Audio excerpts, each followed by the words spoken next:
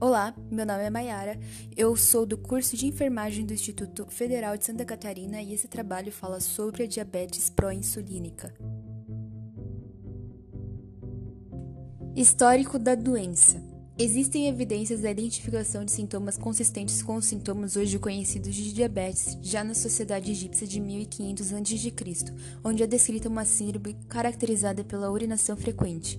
A era moderna da história da diabetes começa com a descoberta da doçura da urina dos doentes diabéticos pelo médico londrino Thomas Willis, em 1675.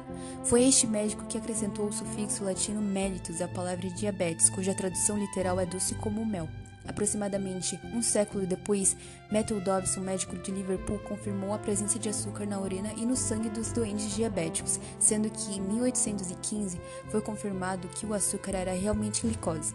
O diabetes mellitus é amplamente classificado em dois tipos de diabetes: o tipo 1, que é o diabetes insulino-dependente, caracterizado por dano às células beta no pâncreas, em contraste com o diabetes tipo 2, que é caracterizado pela resistência à insulina, onde a célula B não é capaz de liberar insulina suficiente. A diferença entre o tipo 1 e o tipo 2 foi feita pela primeira vez pelo Sir Roger Percival, um grande cientista britânico.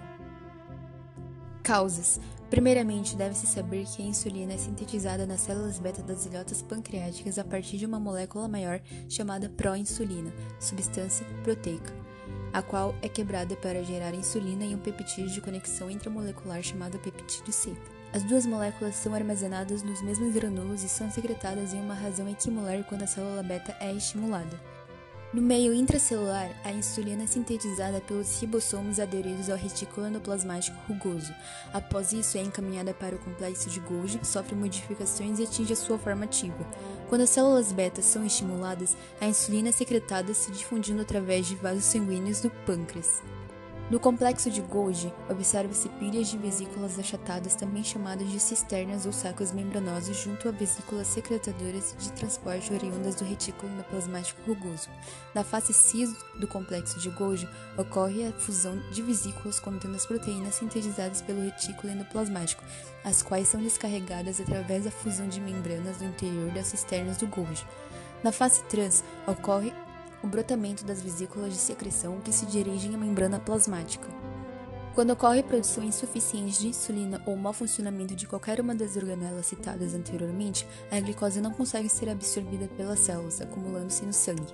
O aumento de glicemia no sangue em decorrência deste quadro é chamado de diabetes pró-insulínica do tipo 2 e pode trazer sérias consequências à saúde do indivíduo.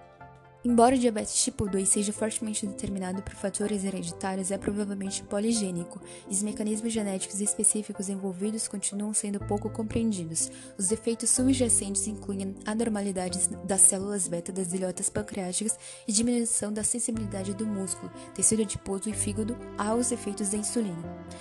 Apesar da aparência microscópica das células beta produtoras de insulina junto às ilhotas pancreáticas possa ser relativamente normal no início do curso do diabetes tipo 2, a secreção de insulina é sempre anormal. Sintomas. Ao invés dos pacientes serem magros e tenderem a perder peso durante os períodos de hiperglicemia, os pacientes com diabetes tipo 2 caracteristicamente apresentam sobrepeso ou são obesos e muitos ganham peso quando são diagnosticados. Outros sintomas podem incluir sede constante, cansaço sem razão aparente, vontade frequente e não usual de urinar, feridas que não cicatrizam ou demoram para cicatrizar, visão turva, dormência e ou formigamento nos pés e nas mãos, infecções constantes na gengiva e ou na pele. Incidência. Cerca de 90% das pessoas com diabetes têm o tipo 2. Ele se manifesta mais frequentemente em adultos, mas crianças também podem apresentar esse quadro. Diagnóstico. A maioria dos pacientes com a doença tipo 2 apresenta uma poliúria relativamente branda. Muitos casos são diagnosticados apenas durante a realização de testes ou de outros exames de saúde no consultório. O diagnóstico é estabelecido quando uma amostra obtida ao acaso, não em jejum, apresenta níveis de glicose plasmática acima de 200 mg por decilitro, acompanhados de sintomas sugestivos de hiperglicemia ou sem sintomas. Seja qual for o caso, é necessário realizar um segundo teste confirmatório. O teste de tolerância à glicose é mais sensível, porém não é recomendado para o uso de rotina, por ser menos conveniente, menos produtível e mais caro.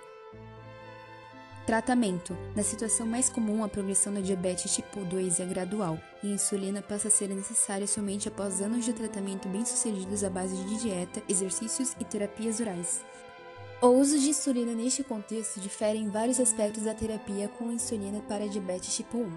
Primeiro, a função da célula beta encontra-se acentuadamente reduzida, mas não está ausente. Deste modo, a terapia com insulina consiste em um suplemento ao invés de uma reposição completa, pelo menos ao ser iniciada pela primeira vez. Como resultado, os pacientes com diabetes tipo 2 podem tomar insulina com uma exatidão menor de dosagem e horário do que é necessário no diabetes tipo 1. Em segundo lugar, a dosagem necessária pode ser significativamente maior do que o diabetes tipo 1, devido à resistência à insulina.